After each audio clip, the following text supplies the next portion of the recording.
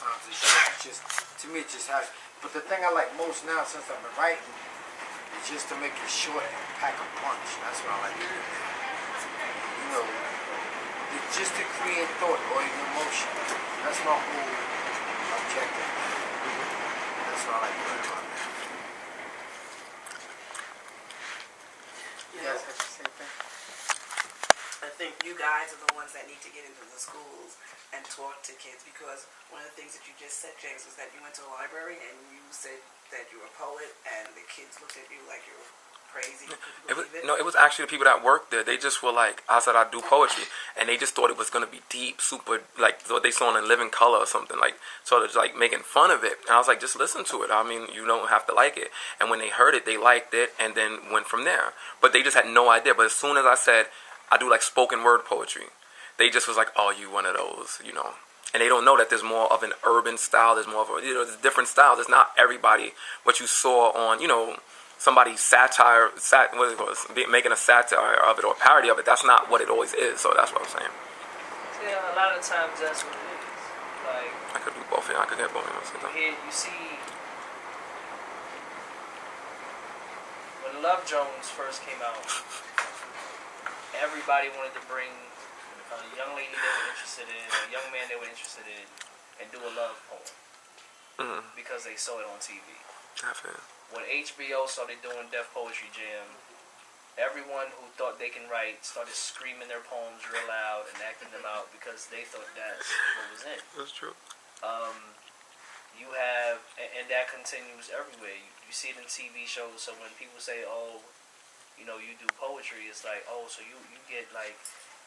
This is always, you snap your fingers and incense and dashikis and chew sticks and things of that nature. And it's sad because people really think that that's what poetry is. And then you have poets who, like Blue, like Qasim, like Talam AC, people who push that envelope, Ainsley Burroughs, Mahogany Brown. These are people who like, I like to say, they make a living off of talking crap all day. Blue is on a train every day selling his books, talking mess to people. He be harassing people. I'm a poet. Here's a haiku. And then he'll say something, they'll be like, oh, see, that's not what I'm used to. Because it's all about what's being taught. So because they're being taught Shakespeare, that's the only thing they know. It really depends on the level of knowledge you have about what poetry is. So if you only have a little bit of information on what poetry is, and the only thing you ever learned about poetry is the roses are red, violets are blue. So anytime you hear poetry, you're like, oh, we're going to hear one of those poems. And a lot of the times when you get people who do have a hold on it and can control their words kind of to manipulate thought, for me it's a little crazy. And it goes back to what I was saying. When a person starts their first and second line, if I want to sit here, or is this the bathroom break? Is this the time that I go outside and just talk to no one because I know that the poem is going to be bad? Or, do I sit here and try to give it a shot? It's a lot that goes into what we do. Myself and Jay were talking outside, and I think Blue can attest to it. It stops becoming fun and starts becoming work.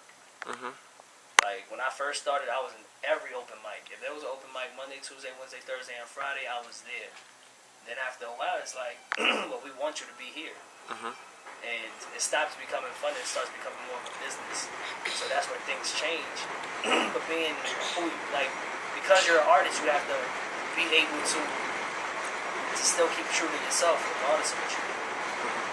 Whether it's writing, performing, hosting, or just helping other people out, like you have to be true to yourself. And a lot of the times people don't, for me, people don't get that. Like me, I'm real blunt about stuff. If I don't like your work, I'm going to tell you, your work was garbage. And this is why. This is why I don't like it. I'm not just going to tell you your work was bad and let you go out and still do that same poem a million times. I may even help you with your bad poem so it sounds a little better. But, a lot of people don't like that. Oh, he's conceited. No. In the first 4 years, I've heard over 6,000 poems. I think I can tell you if a poem is good or not. So, it's crazy. Okay.